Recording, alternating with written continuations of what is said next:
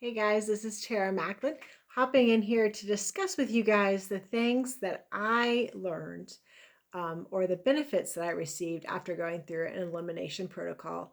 And no, an elimination protocol is not another diet. It's a short-term plan to help you figure out foods that are inflammatory for your body. But before we get started, I want to make sure if you guys are enjoying the content that you're hearing, make sure that you're hitting subscribe at the top and click the bell so that way you get notified whenever I post up new videos in here.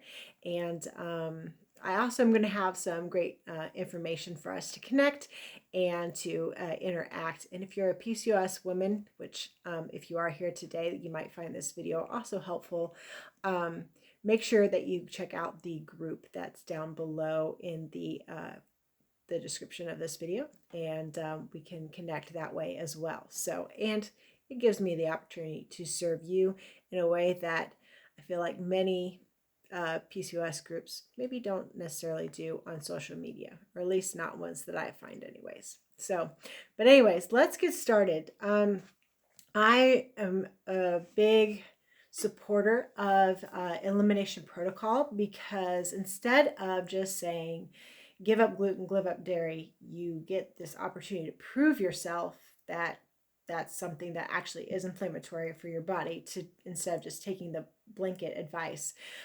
For me, I'm someone who needed proof. I was a carboholic and I really love cheese and ice cream and all those things. So the idea of never eating them again, I needed to show myself that that was something that was going to benefit me. So when you do an elimination type of protocol, you are giving up common inflammatory foods, typically gluten, that you might be targeting that specifically.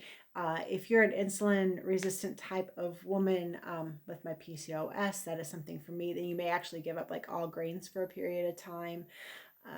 They usually include elimination of dairy of all kinds, as far as like animal-based dairies, and legumes sometimes are one. Tomatoes also fall into that category for some people.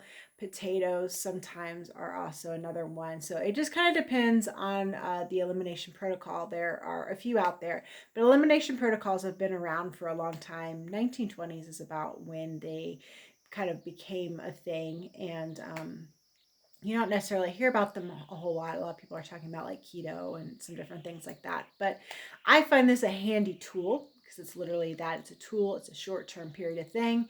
You put a bunch of things aside. Sugar is another one of those things that you put aside for a period of time. You slowly reintroduce them after about 30 days or so, and you see how your body reacts to those things, and that helps you figure out what foods are inflammatory for you and how to kind of modify and adjust that for your body. So here are some things that I noticed when I did an elimination protocol, went through the whole process.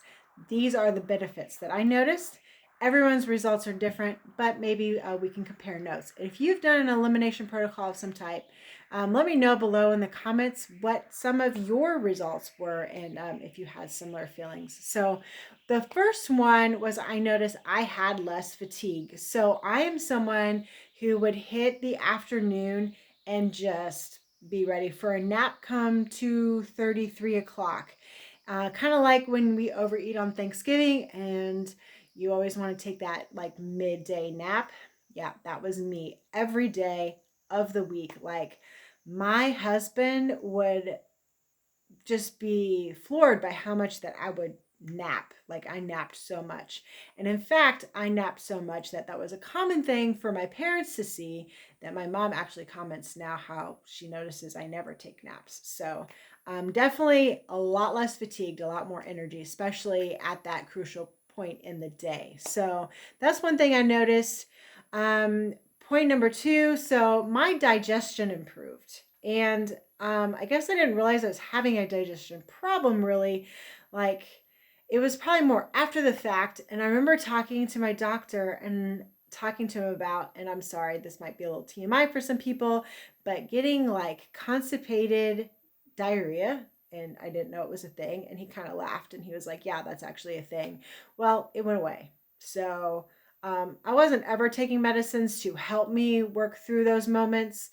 And so it was kind of a nice relief to have that go away. So that was another thing that I saw improvement in. It just became easier to go to the bathroom. I mean, who doesn't want that? Number 3 is I had clearer skin. So when I did this for the first time, I was probably about like 37. I feel like I was about there. And still getting not necessarily teenage type breakouts, but I'd get breakouts. So I noticed that my skin cleared up and made a huge improvement. I would maybe get like a couple breakouts when I'd be close to going through my womanly monthly thing, but other than that, I wasn't having the consistent breakouts all the time. So another benefit there. Dental improvements is number 4. So I feel like I've always had really good dental health, and I always get really good comments when I go to the dentist, like my teeth are clean, you're doing all the great things. But I would kept getting cavities, and I didn't quite understand why. So, having consistently gone back since my first one and not having to have any dental work since for probably the last, I think it's been since the last 3 years.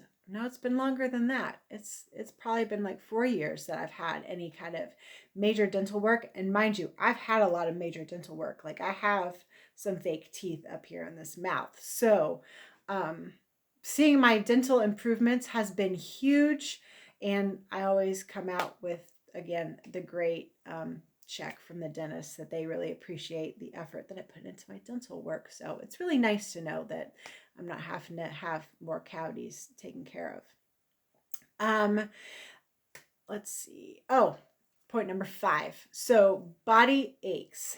I can remember having problems like if I have to be on my feet for a long time at work, and I would just like my legs would be sore, my low back would get sore.